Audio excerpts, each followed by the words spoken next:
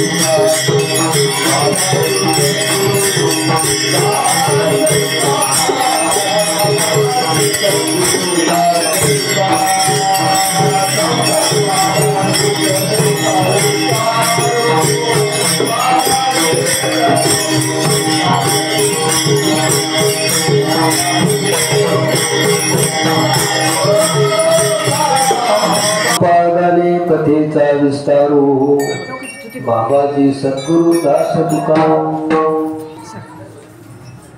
राजा राजा त्यांची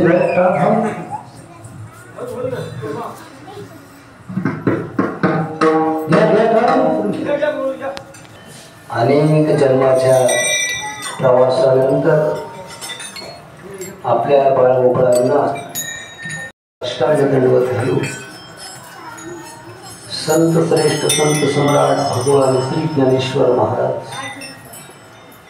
विश्ववंद्य जगद्गुरु श्रीमंत श्री तुकाराम महाराज या उभय महासाधूंच्या चरणावरही अनंत अनंत कोटी कोटी साष्टांग दंडवत घालू श्रोत्रिय ब्रह्मनिष्ठ वैकुंठवासी गुरुवरे श्री शंकर महाराज कंदारकर श्रोत्रिय ब्रह्मनिष्ठ वैकुंठवासी गुरुवरे श्री विद्यानंद स्वामीजी महाराज या गुरुमूर्तीला हृदयात स्थान देऊ व भगवत स्वरूप सर्व श्रोते मंडळी व वारकरी या सर्वांना प्रेमपूर्वक नमस्कार करून सेवेला प्रारंभ करू.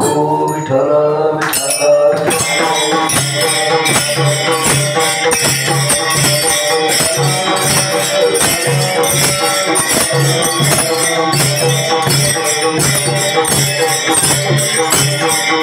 विठ्ठल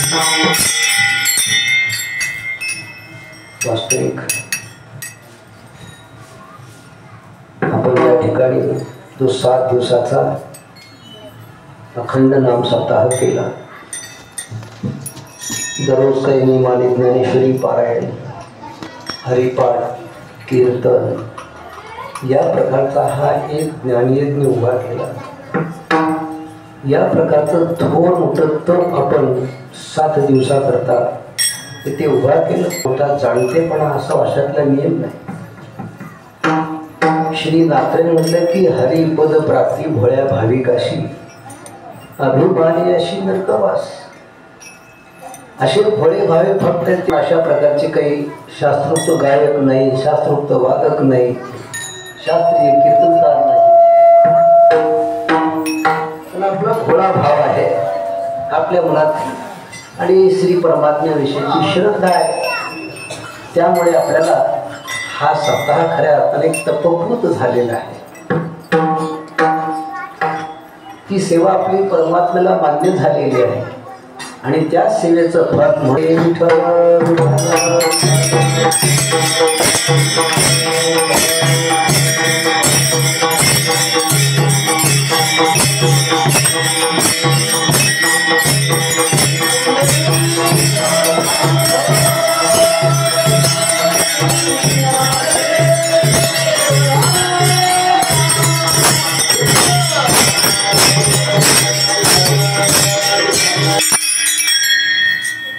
आणि वारकऱ्यांच्या परंपरेमध्ये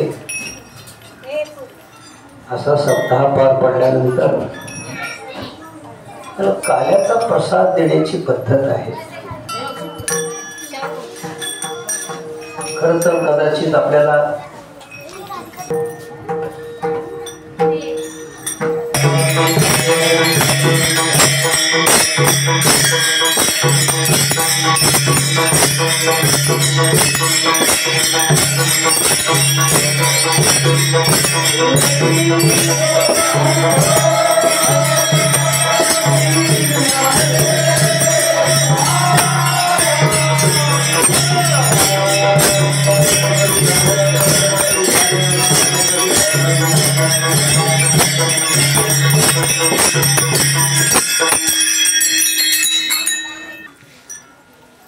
एक अर्थाने वारकऱ्यांच्या मध्ये संत श्रेष्ठ भगवान श्री ज्ञानेश्वर महाराजांनी रूढ केलेली आहे। कदाचित ज्ञानेश्वर महाराजांच्या पूर्वी आणि भगवान कृष्ण परमात्म्याच्या अवतारानंतर मधल्या काळामध्ये काल्याचा लोप झाला होता की काही कोणच नाही।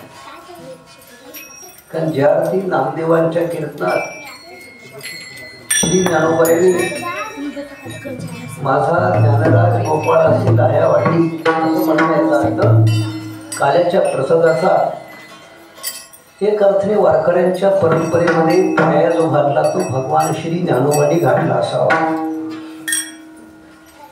आणि जर का थोडंसं स्वस्तातलं सोपं कीर्तन करायचा प्रयत्न करू, आपल्याला जास्त थोडं महागडं कीर्तन करायची सवय लागते।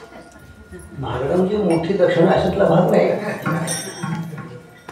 थोडा गूढ अर्थ, त्याच्यातली गूढ अर्थ काढायची सवय लागलेली आहे।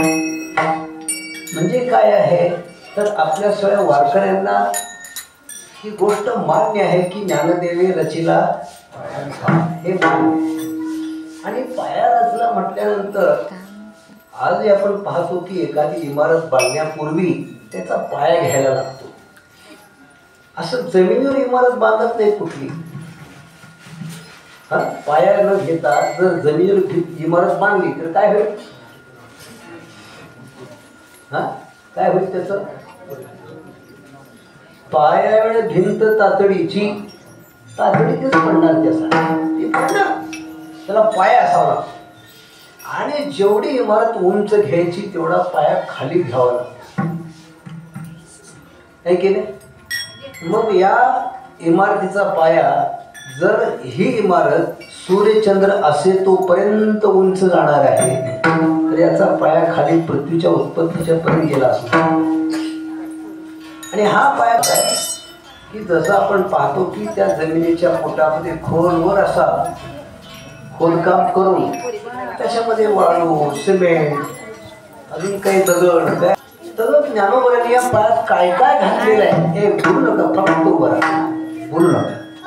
नाही, एरवीच्या कीर्तनात लहान मुलांना वर देत नाही आपण, पण हे गोप खाली बसा म्हणलं काला देईल कसा देव आपल्याला. पाया घातला म्हणजे त्याच्यात काय काय घातलं ज्ञानोबरांनी.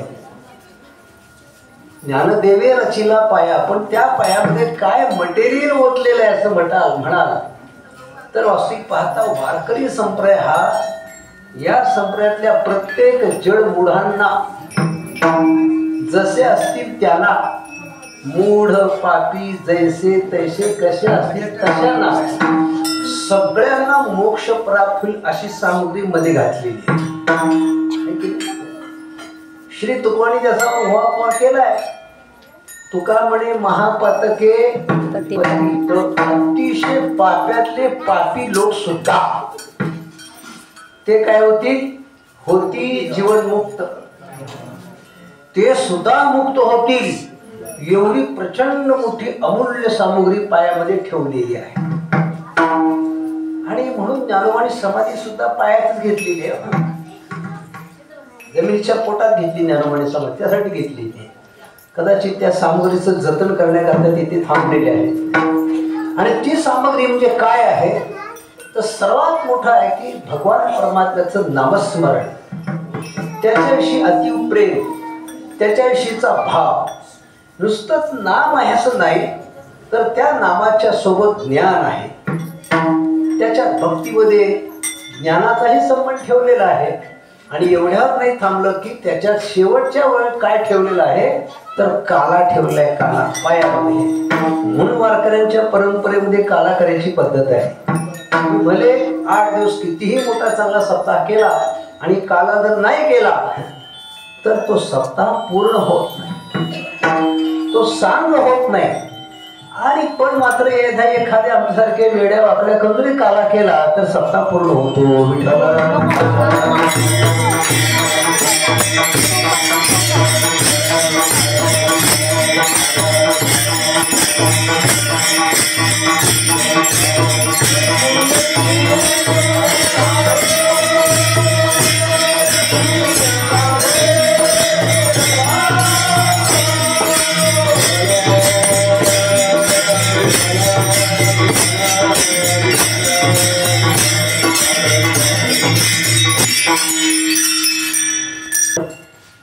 काल्याचा प्रसाद मिळवण्याच्यासाठी काल्याचं कीर्तन करावं लागतं.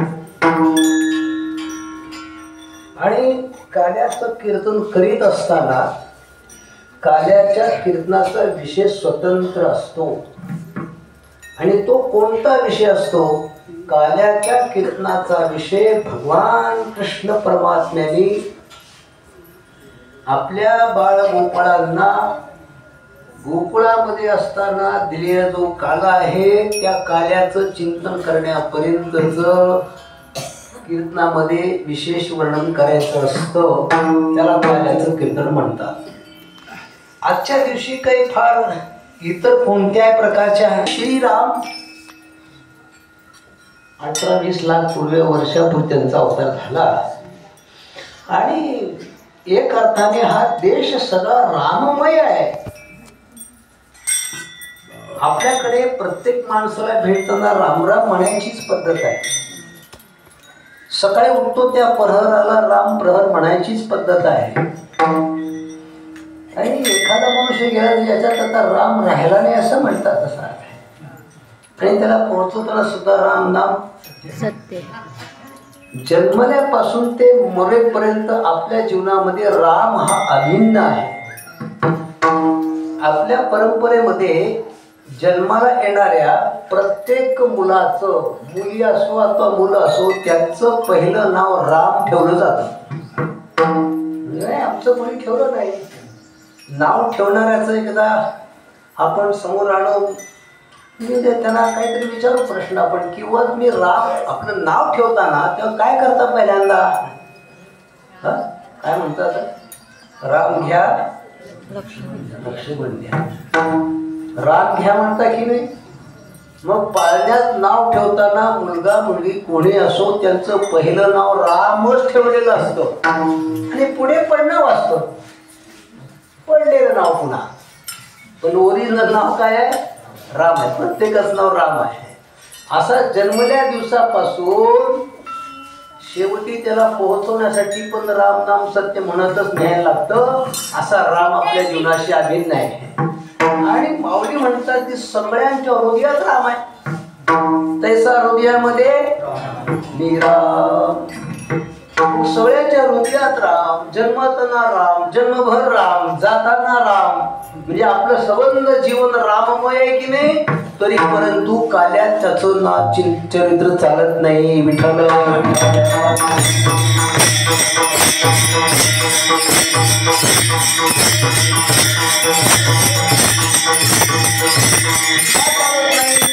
याचं कारण आहे की रामाला काला द्यायचा अधिकार जरी असला तर त्याच्या भक्ताला काला खाण्याचा अधिकार नव्हता, म्हणून रामचरित्र सांगत नाही.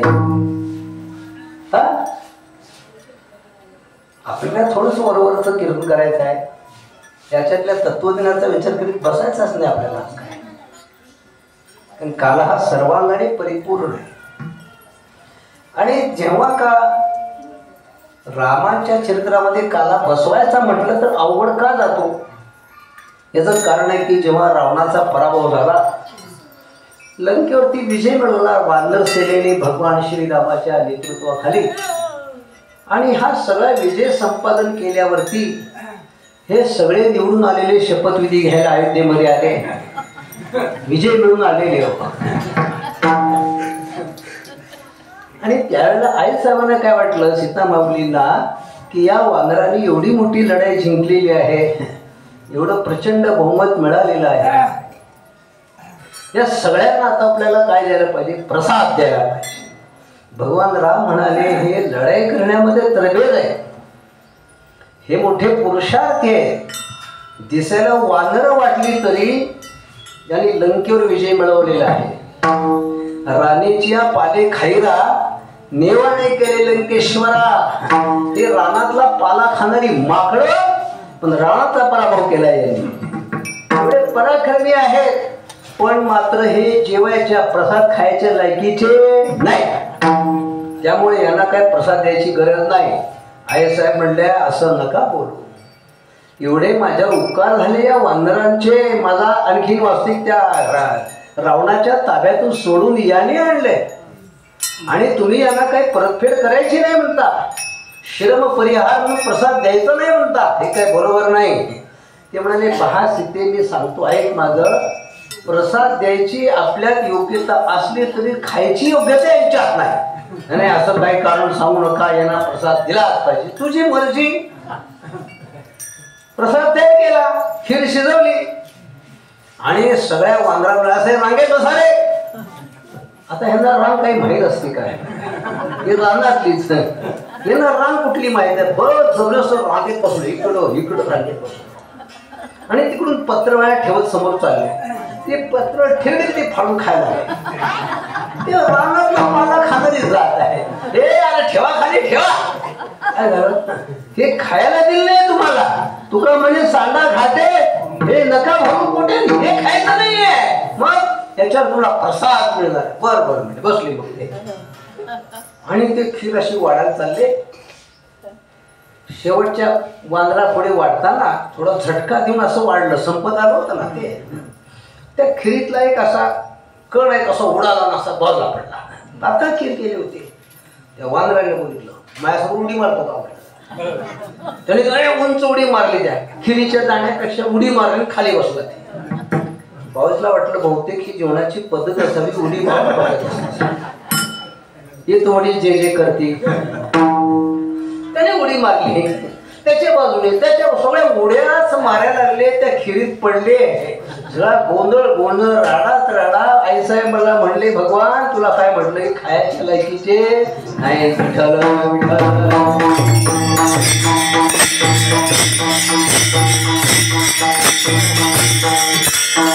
एवढंच सांगणार आहे, पण महत्वाचं सांगणार आहे. काला एवढा महत्वाचा आहे की राम अवतारामध्ये अजून वानरांच्या मध्ये प्रसाद घेण्याची योग्यता तयार झाली नव्हती. खरं तर वास्तविक पाहता काल्याच्या प्रसादाची मागणी कदाचित या विश्वात पहिल्यांदा कुणी केली असेल तर माझ्या चिंतनाप्रमाणे तुम्हाला मान्य होईलच आणि व्हावंच असं काही माझं म्हणणं नाही. पटलं तर घ्या, नाहीतर राम राम, आमचं काय म्हणणं नाही. जेव्हा केव्हा हिरण्यकशिपूच्या पोटी प्रल्हाद जन्माला आले आणि प्रल्हाद जन्माला आले, भगवत नामाच्या चिंतनाचा प्रभाव त्यांनी जगाला दाखवला. हिरण्यकशिपूला मारलं नारसिंहाने आणि त्यानंतर भगवान नारसिंह प्रसन्न झाले होते. त्या प्रल्हादाला आपल्या कडेवर घेतलं आणि अशी कितीतरी उड्या मारत होते, नाचत होते. नारसिंह भगवान एवढं प्रेम त्या प्रल्हादावर होतं. आणि शांत झाल्यानंतर भगवान नारसिंहाने विचारलं प्रल्हादाला, बाळा तुला काय देऊ खायला सांग. पण ते बाळ होतं खरं, पण चॉकलेट नाही मागितलं त्याने, बिस्किट नाही मागितलं, कुरकुरी नाही मागितले. काय मागितलं त्याने? तो म्हणाला की भगवान मला तुम्ही काल्याचा प्रसाद द्या. असं म्हटलं असावं, कैमोतिक नाही लावतो मी, अध्यार लावण्याची सवय मला, काला मागितला असावा. भगवान म्हणले की अरे काला देण्याचा अधिकार माझ्यात पण नाही आणि काला खाण्याचा अधिकार तुझ्यात पण नाही. आणि हा दोघांच्या मध्ये अधिकार निर्माण होण्याकरता पुढे काही जन्म घ्यावे लागतील. आणि पुढे नारसिंह, त्या नारसिंहाने पुढे जाऊन वामनाचा अवतार घेतला, नंतर पुढे ते परशुराम झाले, त्यानंतर पुढे ते राम झाले. एवढा प्रवास करून झाल्यानंतर किती वर्ष गेली, किती काल गेला, नारसिंह पुढे वामन, पुढे परशुराम, पुढे राम आणि 5वा अवतार आला कृष्ण अवतार. 5व्या अवतारामध्ये देवाला काला देण्याचा अधिकार निर्माण झाला आणि त्याच्या सोबत ह्या 5ही अवतारात त्याचे भक्त येतच होते. अनंत अवतार तुका देवा बरोबर त्यांना पण देवाच्या मागे 5 अवतार फेरावं लागलं तेव्हा त्यांच्यात काला खाण्याचा अधिकार निर्माण झाला. देवाच्या मध्ये 4थ्या अवतारात निर्माण झाला अधिकार देण्याचा, पण अजून भक्तांच्या तयार झाला नव्हता म्हणून 1 अवतार वाढवला अजून. मग लक्षात ठेवा काल्याचं महत्व किती. काला जगाला देण्याकरता देवाला 5 अवतार घ्यावे लागले आणि त्याच्यासोबत भक्तांनाही एवढे अवतार घ्यावे लागले. तेव्हा काल्या देण्याचा आणि घेण्याचा अधिकार त्यांच्यात निर्माण झाला. कसा निर्माण झाला? काला देऊ एकमेका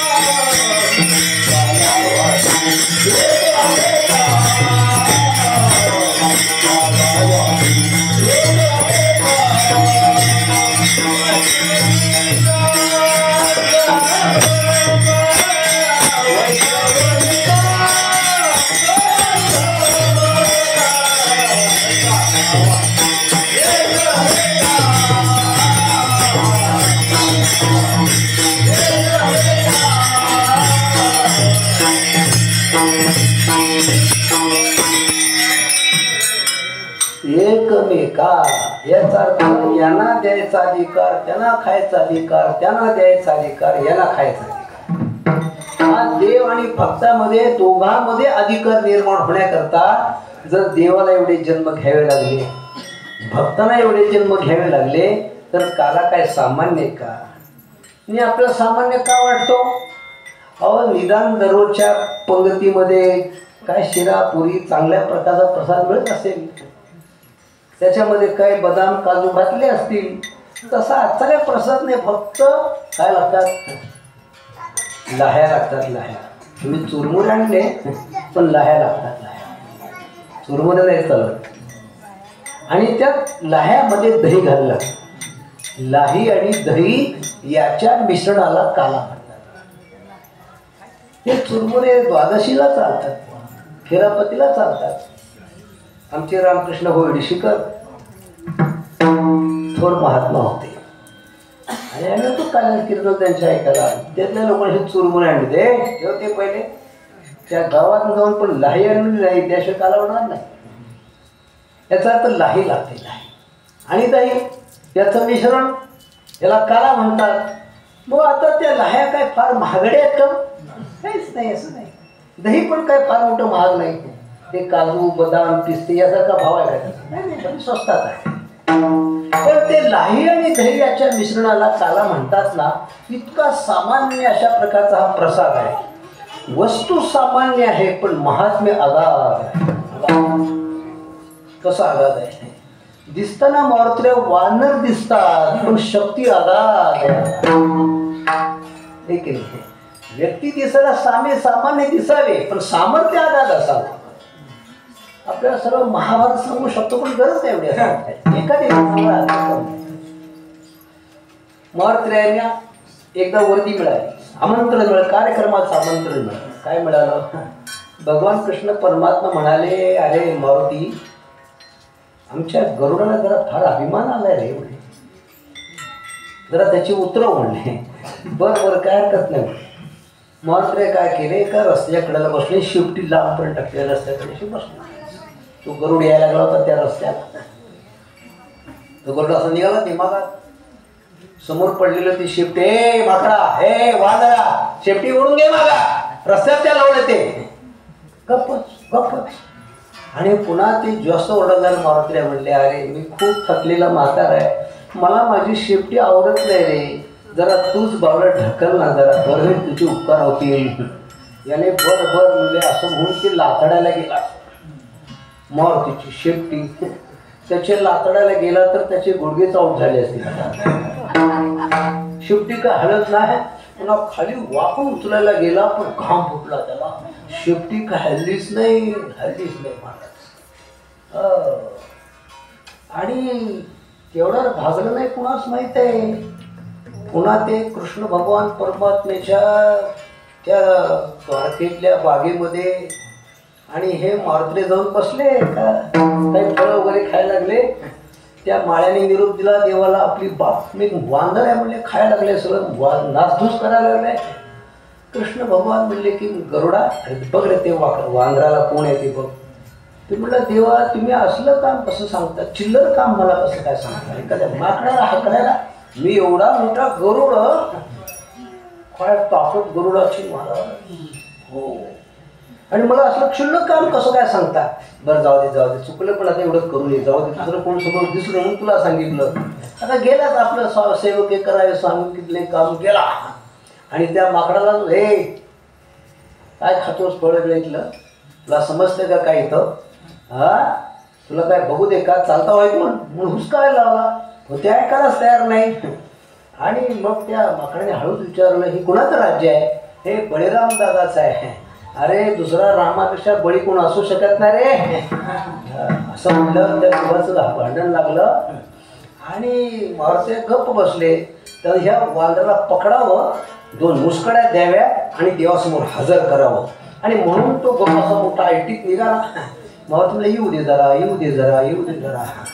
जरा आटोक्यात आल्यावर जे मुस्कडात मारली गरुडाच्या, ते समुद्राच्या काठावर पडला. असं फिरत खात जाऊन कसं तरी लंगडत उठत गेलं आणि देवाला म्हटलं जिरवायची होती तर इथंच जिरवायची. दिसायला वानर लहान क्षुल्लक प्राणी वाटला, पण प्रचंड मोठं सामर्थ्य जसं आहे तसा काला दही आणि लाही. दिसायला पदार्थ लहान पण याचं सामर्थ्य काय म्हणाल. या काल्याच्या प्रसादाचं सामर्थ्य आहे. श्री तुकोबानी याचं खूप वर्णन केलेलं आहे. याचा परिणाम असा आहे की कंठी धरला कृष्णमणी अवघा जनी प्रकाश. केवळ मोक्ष हे त्याचं फल नाही, मोक्षाच्या नंतर प्राप्त होणाऱ्या जीवनमुक्तीचा विलक्षण आनंद या काल्यामध्ये आहे.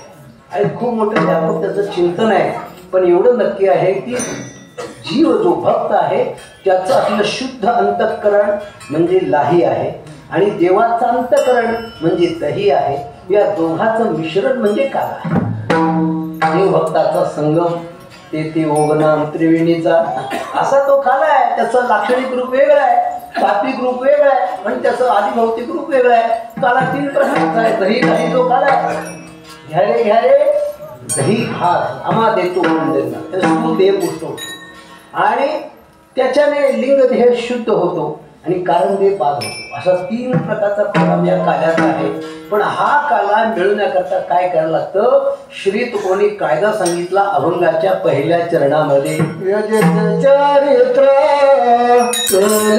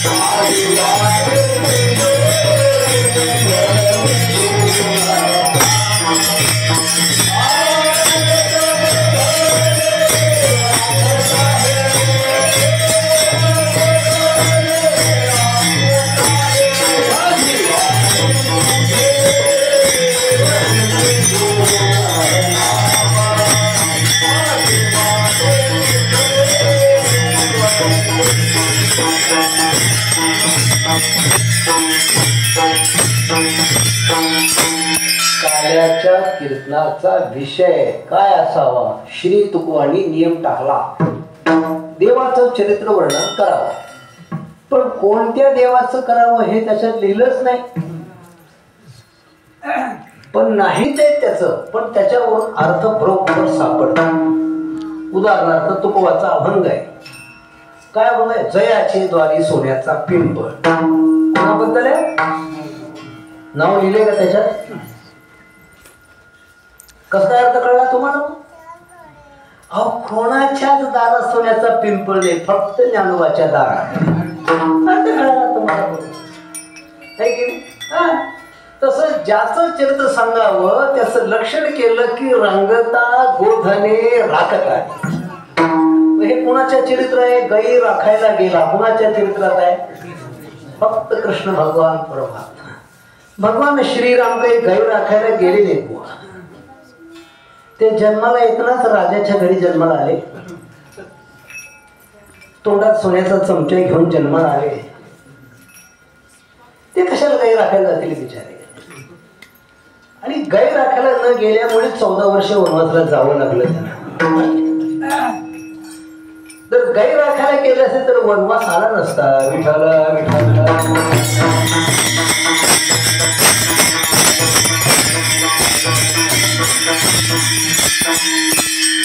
मग कोण गाई राखायला गेले होते?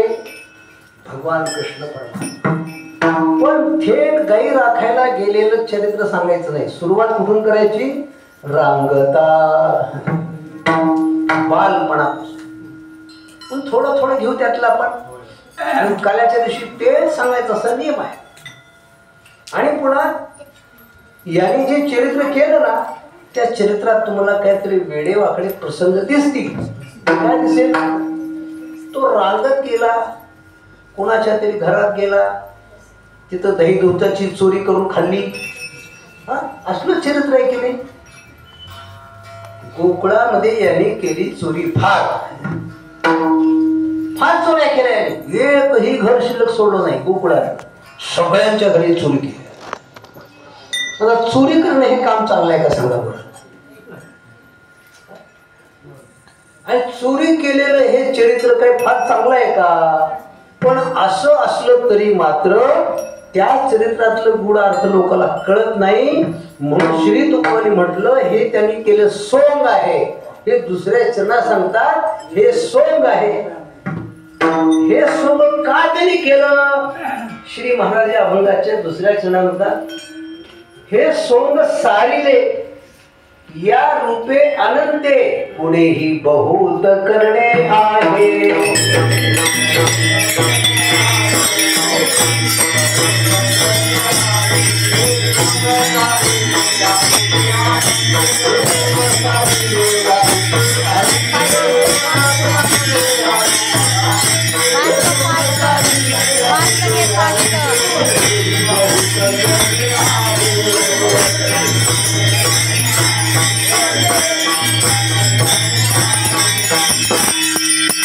सोंग म्हटल्यामुळे काय झालं? सोंग शब्द त्या काळातला लोकांमध्ये रूढ असलेला शब्द होता आणि अलीकडल्या काळामध्ये सोंग या शब्दाला पर्याय आहे अभिनय. लोकांना तो मग लगेच कळतो. अभिनय एखाद्या सिनेमामध्ये, एखाद्या सिरियलमध्ये जे मुलं मुली काम करतात ते त्यांचं चरित्र असतं. ते खरं असतं का? सोंग असतं, खरं नसतं. मग त्या मालिकेमध्ये, त्या सिनेमामध्ये एखादा मुलगा, एखादी मुलगी यांचं लग्न होतं. त्याचं जे काही शूटिंग व्हायचं आहे ते झाल्यावर पुन्हा तो नांदायला चल म्हणतो का? मुस्कडात होतील त्याच्या का? ते लग्न झालं, अक्षता पडला, अरे हे सोंग आहे, हा अभिनय आहे. ते खरं लग्न त्यांना मुलं झाली दाखवली, ती खरी. त्याने काही उद्योग केला, नोकरी केली, ती खरी. त्याचा दाखवलं असेल मोठा कारखानदेश आहे. अरे कुठला कारखानदार? फक्त दाखवलं. त्याचा कारखाना नाही, त्याची बायको नाही, त्याची मुलं नाही, हे काही खरं नाही. फक्त काय आहे? अभिनय केला, अभिनय केला, नाटक केले, नाटक केलं, सोंग म्हणतात. तसं भगवान कृष्ण परमात्म्याने चोरी केली, अहो नाटक आहे. पण यांची नाटकं असतात ते फक्त मनोरंजनासाठी असतात आणि याचं नाटक जगाच्या उद्धारासाठी असतं. नेमकं कशासाठी असतं? त्याने चोरी केली, व्यभिचारी केली, काय काय केलं, जे जे गोकुळात त्याने केलं ना, हे जे काय केलं हे सोंग आहे तुकोबर आहे. आणि हे सोंग का केलं तर याचं कारण आहे तू का म्हणे धर्म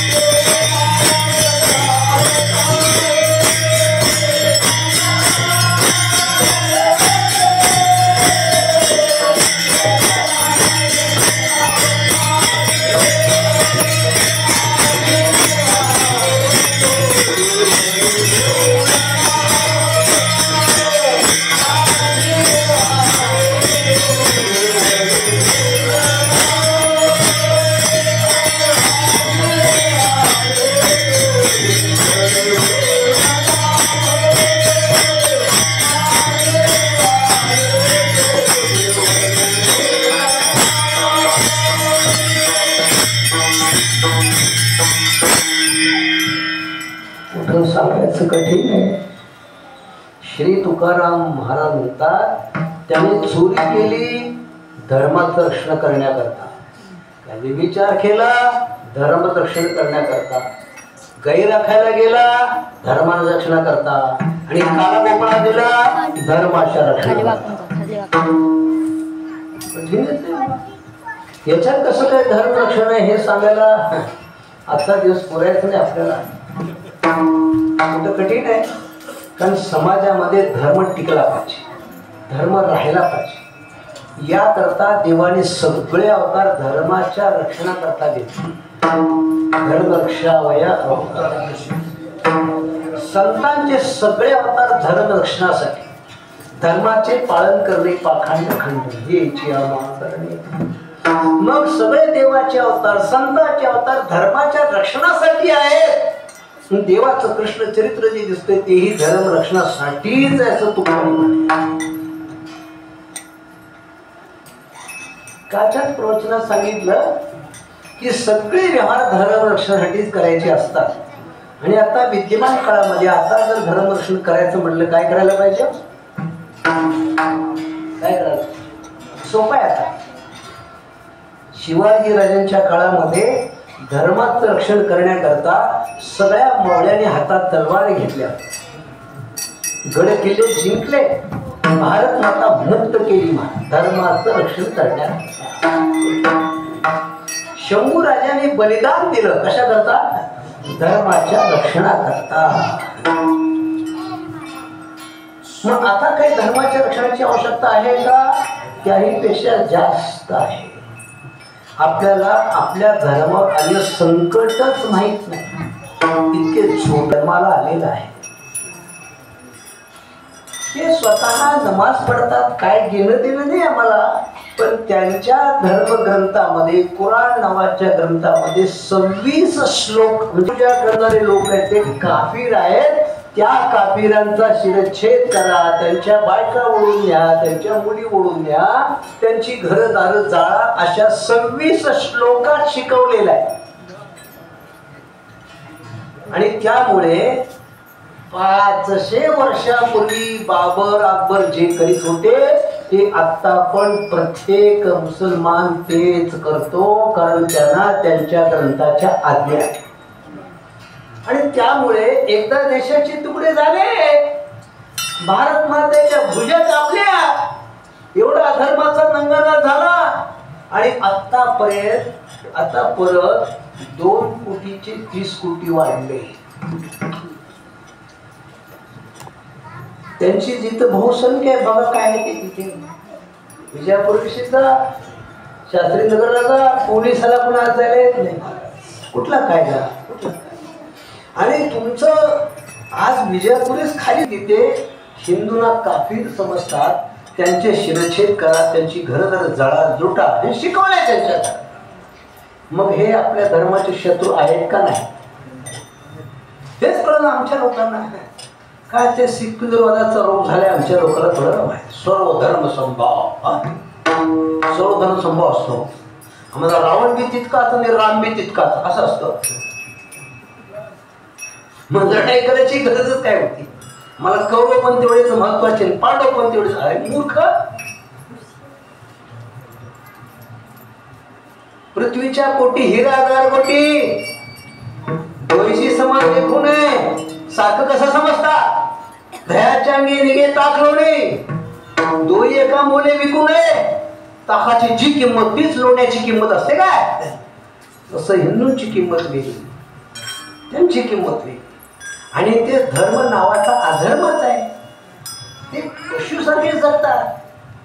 अहो आपण गायीची पूजा करणारे, ती गायीला कापून खाणारे समान कसे असतील काय कळते की नाही आपल्या लोकांना. आणि हे धर्माचं संकट आता फार मोठं आपल्यावर आलेलं आहे.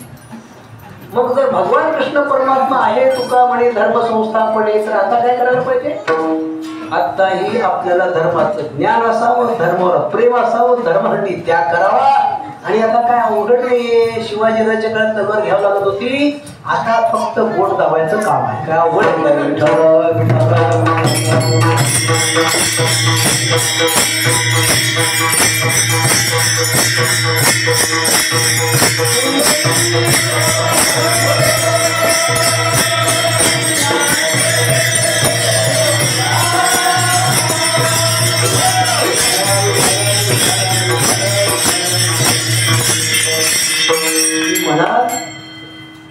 तुम्ही कीर्तन करायला का एखाद्या पक्षाची जाहीर सभा घ्यायला? आमचा पक्ष रामकृष्ण पक्ष आहे. रामकृष्ण नामी ही दोन्ही साजेली, हृदय मंदिरी स्मरा करे. आणि आपण पाहता की महाभारत युद्धाच्या वेळेला कोण कुणाकडे जावं हे ठरलं की नाही. जेवढे लोक कौरवाकडे गेले ते कसे झाले? अधर्माने लढणारे. मग ते भले कीर्तनकार असले तरी. हरिभक्त परायण भीष्माचार्य महाराज, हरिभक्त परायण द्रोणाचार्य महाराज कुणीकडे गेले? अधर्माच्या बाजूला गेले. आणि देवाने काय केलं त्यांना? चिरंजीव असले तरी मारून टाकलं, इच्छा मरण तरी मारून टाकलं. जे भाई उभा श्री लक्ष्मीचा वल्लभा, त्याचं सर्व सिद्धी स्वयंभा आणि त्या संजयाला विचारलं धृतराष्ट्राने, अरे इथं विजय कुणाचा? जिकडे कृष्ण तिकडे धर्म आणि तिकडे विजय. आता तुम्ही कुठं कुठं बोट टाकले? कृष्ण भगवान जन्माला आले, कोणाला कळलं हा देव आहे म्हणून? आई बापाला कळलं नाही. कळत नसतं आपल्याला, आपली बुद्धी नसते तेवढी. मग तो दिल्लीमध्ये आहे, कळत नाही आपल्याला कोण आहे तो. धर्माचं रक्षण करणारा तो महाशूर आहे, तो धर्मवीर आहे, तो ईश्वराचा अंश आहे. एवढं मोठं बलाढ्य काम त्याशिवाय होऊ शकत नाही. आणि त्याच्या बाजूला उभं राहणं हा धर्म आहे, त्याच्या विरुद्ध उभं राहणं अधर्म आहे.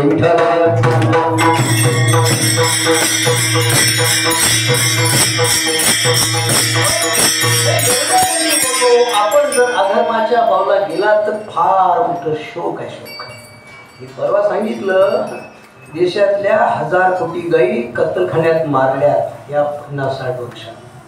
आणि मग ज्या पक्षाचं राज्य 50 वर्ष असून कत्तलखाने काढले, त्यांना जर तुम्ही मत दिलं असेल तर गोहत्येचं पाप लागणार. धर्मशास्त्र आहे. आणि हे मी का बोलायला लागलो? तुकोबंद अभंग आहे. तुका म्हणे धर्म संस्थापने केला नारायणे अवतार. देवाचा अवतार धर्म रक्षणासाठी आहे. आणि तो सर्व युगात सर्व काळात धर्मात रक्षण करणं कर्तव्य आहे. नामस्मरण करणं हा व्यक्तिगत धर्म आहे. आणि देशासाठी काही मतदान करणं हा राष्ट्रधर्म आहे, हा धर्म आहे. खरं तर मतदान हा शब्द मला आवडतच नाही. त्याला काय म्हटलं पाहिजे? मतदान म्हणायच्या ऐवजी ऋणमुक्त योगदान. भारत मातेचं ऋण आपल्यावर आहे. हिच्या जमिनीमध्ये पिकलेलं अन्न खातो, हिच्या नदी नाल्यातलं पाणी पितो, ही आपल्याला वाढवते भारत माता. तिचं आपलं ऋण आहे. आणि तुम्ही पोट दाबून ऋणमुक्त व्हायचा प्रयत्न करता. दान नाही करत तुम्ही, दान करत नाही, ऋणमुक्त होण्याचा प्रयत्न करता. हे ऋणमुक्त काम आहे, अवश्य केलं पाहिजे. इतके मूर्ख आमचे लोक बाहेरच जात नाही. कोणतरी काय करणार आहे? अरे तू तर घरात जन्म काय केले? तुझा तर काय उपयोग आहे? तुझं तर काय उपयोग आहे? कोणतरी काय करणार आहे? तू तर घरात राहून काय करणार आहे? अरे कळायला पाहिजे, देशाचं धर्माचं स्वरूप काय कळलं पाहिजे. आज सगळ्या जगामध्ये हिंदूंचा दबदबा निर्माण झाला, सामर्थ्य निर्माण झालं. हे काय उगीच नाही निर्माण झालं. आणि म्हणून जिकडे धर्म तिकडे उभं राहणं आपलं कर्तव्य आहे. आहे तुका म्हणे धर्म संस्थापने विठोबार कुमार.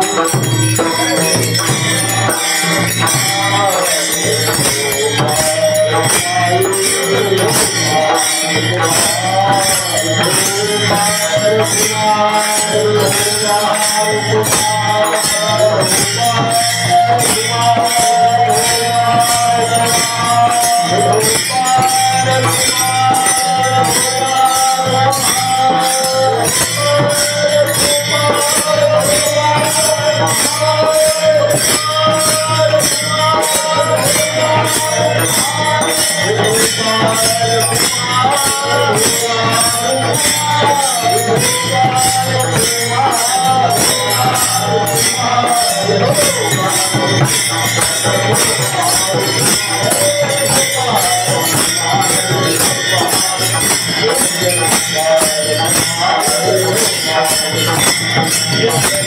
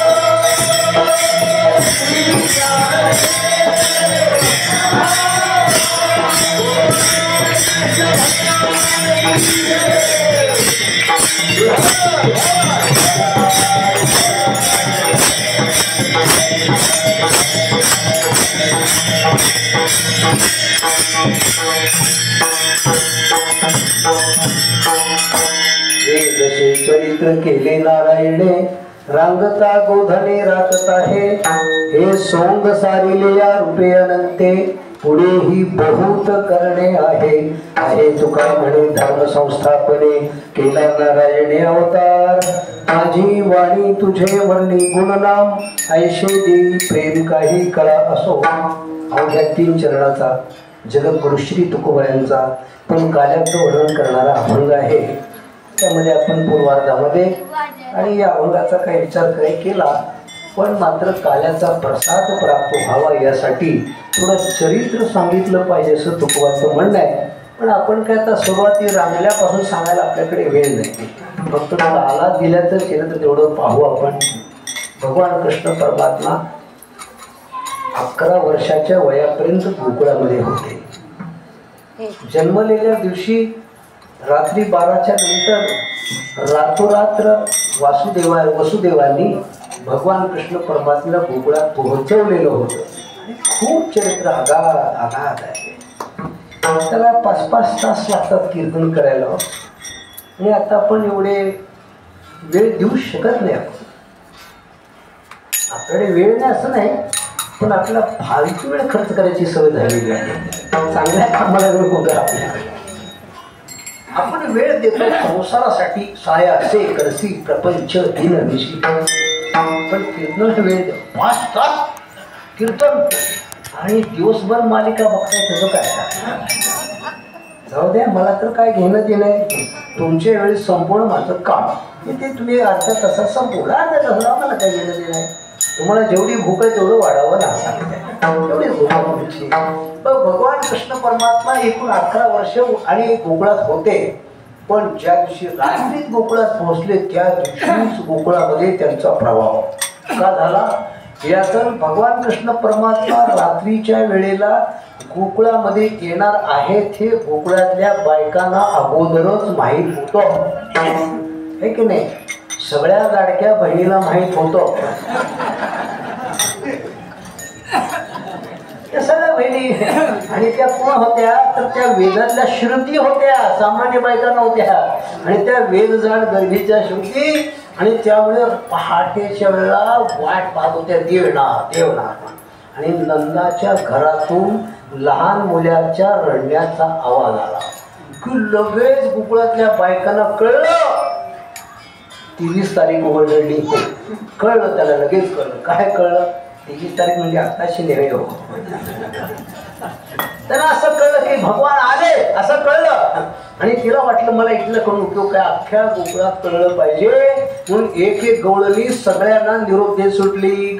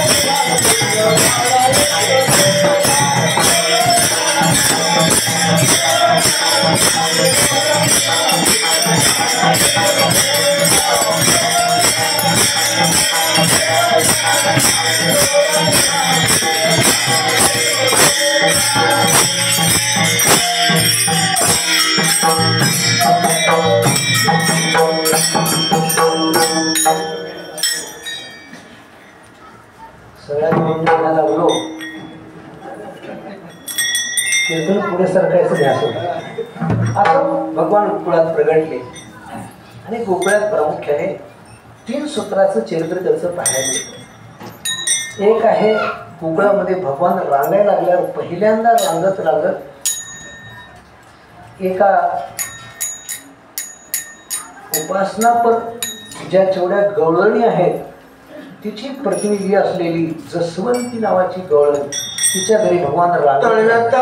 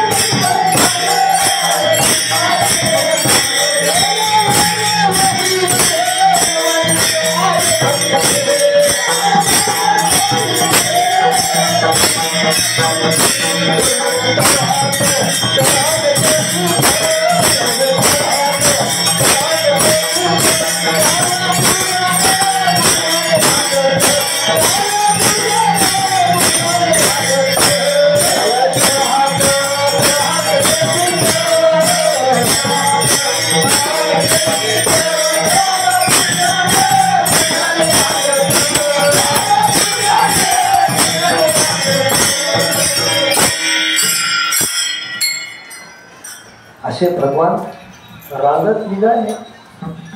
त्या सगळ्याच शब्दांना फार मोठे अर्थ आहेत, पण त्यांच्या भांगडीत नको पडायला आपल्याला बाहेर निघतं अवघड होत. निघाले आणि कुणाकडे गेले? जसवंती नावाच्या गवळणीकडे गेले. असं जसवंती यशोदेला सांगायला लागले, माझ्या घराकडे रांगत आला. हे काय केलं? येणे माझे कवाडून दिले, येणे माझे शिंके तोडिले, दह्या दुधा ते भक्षिले, लवण दिले ताकाते, कवाड उघडले. जाऊ दे सगळं सांगायला. आणि हे सगळ्याच्या पाठीत फार मोठा शास्त्रीय अर्थ आहे. ती गवळण म्हणते, अनेक जन्मात आम्ही परमार्थ केला, पण अज्ञान काय घालवता आलं नव्हतं, त्याने अज्ञानाचं कवाड उघडलं. आणि दह्या दुधाची भांडी ज्या शिंक्यावर होती, 3 प्रकारचं कर्म आहे, त्या 3 प्रकारच्या दोऱ्या तोडल्या आणि त्यातलं दही दूध आपल्यात मिळून घेतलं. असं माझ्यावर फार उपकार केले भगवान परमात्म्याची ती गवळण सांगते. दुसरी एक आहे, ती मात्र गोकुळात भगवान 5 वर्षाची झाली तरी तिला दर्शनच झालं नाही अजून. का? ती कर्मपर श्रुती होती. तिने देवाला प्रार्थना केली की देवा, गोकुळातल्या सगळ्या बायकांना दर्शन झालं, तुझ्याकडे ते येतात, तुला पाळण्यात घालतात, तू त्याच्या घरी रांगत जातो, दही दूध खातो, माझ्याकडे तू आला नाही आणि मला तुझ्याकडे येता येत नाही.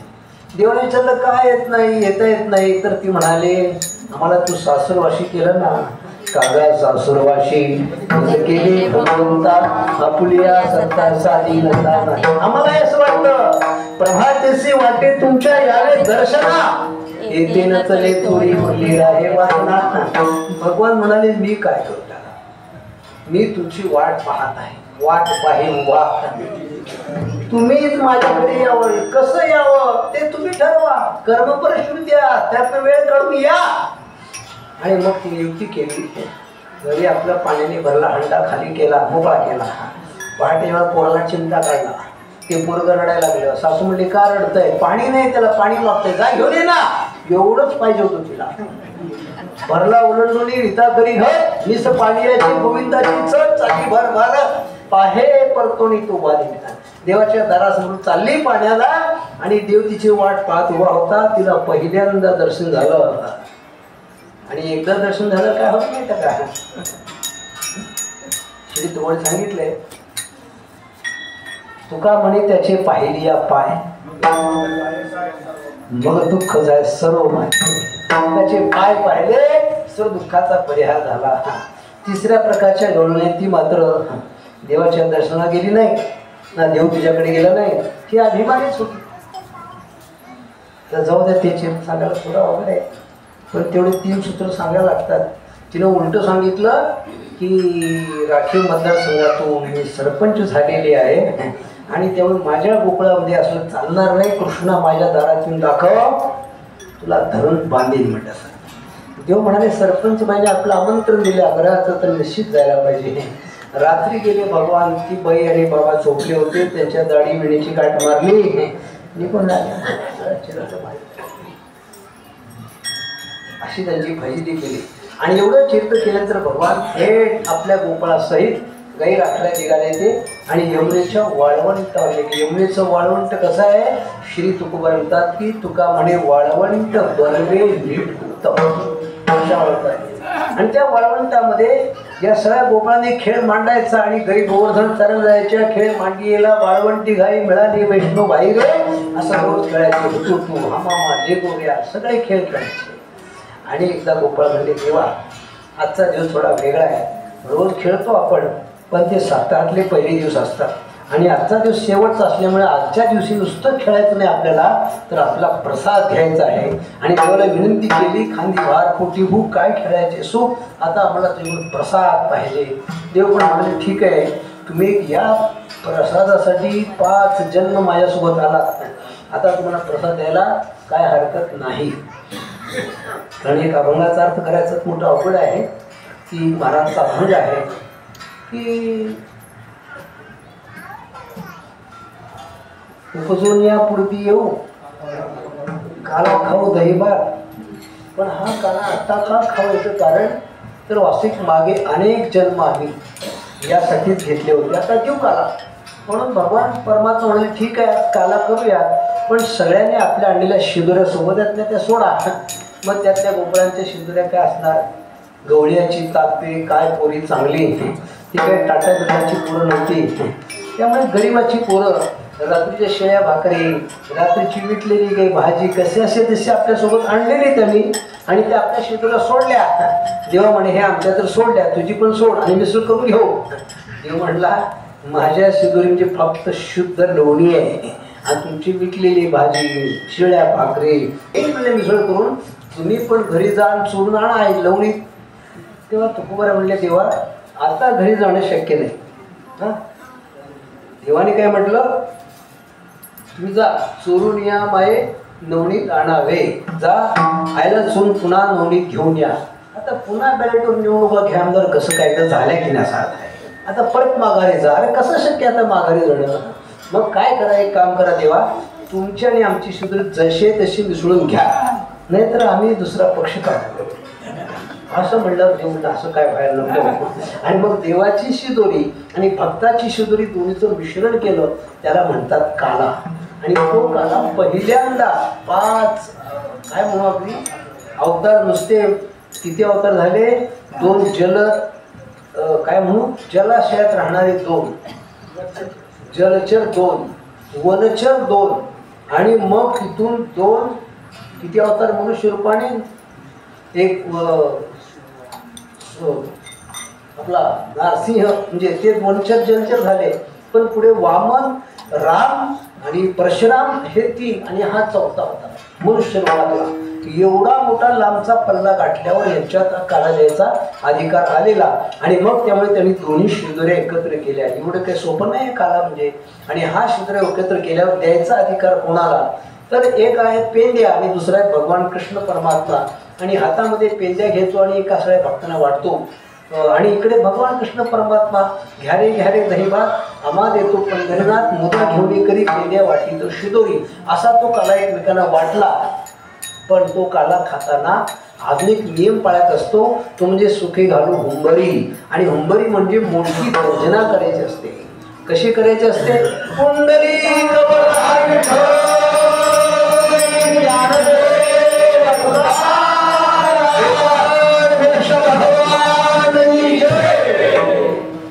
मग तो काला त्या गोपाळांनी एकमेकाच्या मुखात घातला आणि त्याला चवी चवी घेऊ घास ब्रह्मरस आवडी एवढा काला तो त्याला आवडला. आणि फक्त एकदाच काला केला आणि सगळे गोपाळ भक्त झाले, भक्त झाले. आणि पुन्हा 4,2500 वर्ष त्या काल्यावर स्टे आला, तो काला बंद झाला आणि पुढे ज्ञानोबांचा अवतार झाला आणि ज्ञानोबांनी पंढरीच्या वळवटात पुन्हा काल्याला सुरुवात केली आणि मग जर त्या भगवान ज्ञानोबऱ्यांनीच आपल्याला काला द्यायची प्रथा सुरुवात केली तर त्यांचं भजन नको का करायला? ज्ञानेश्वर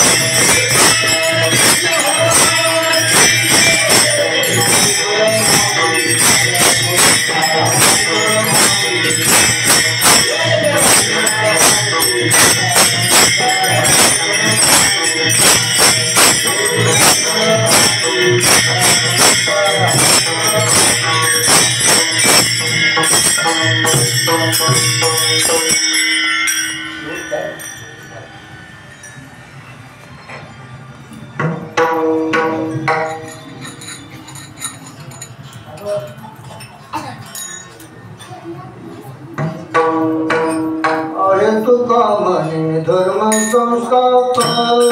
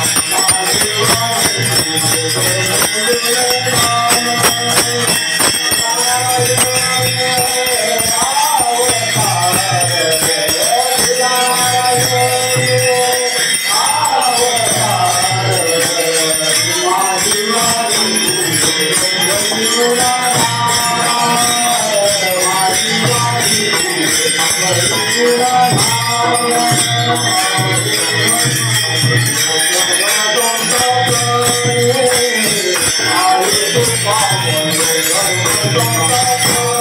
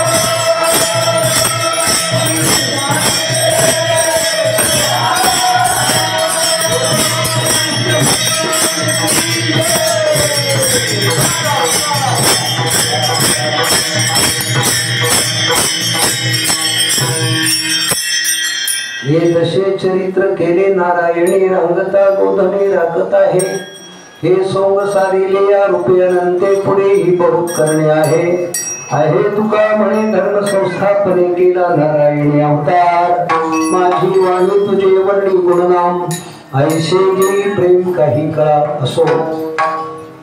या भंगाच्या आधारे आज काल्याचा प्रसाद आपल्या सर्वांना प्राप्त व्हावा यासाठी कृष्णचरित्राचे यथामती येतात चिंतन करायचा प्रयत्न केला। त्यात मिळणे ते पुढते अधिक ते सरते करून घ्यावे तुमचे बिनविश्वासे किंबहुना तुमचे केले धर्म कीर्तन सिद्धी गेले ते तर माझे जीव उरले पायी कपण विठ्ठल जय जय।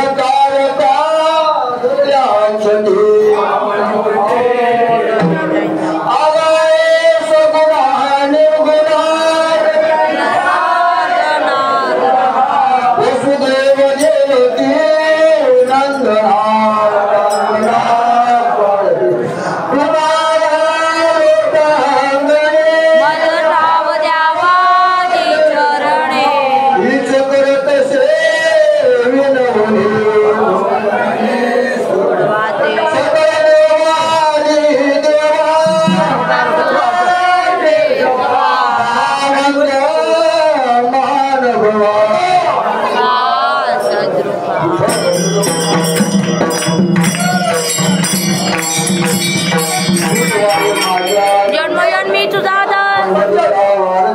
वारी चुकून अखंड प्रेमाचा कल्लोळ वारी चुकून श्रीहरी तुका मागे दान वारी चुकून श्रीहरी माझ्या सखा हरीच्या दासा मंडळी सुखी असो माझ्या विष्णुदास भाविकासी ज्या मुखनिदान पांडुरंग देखील तरी पाही पांडुरंगा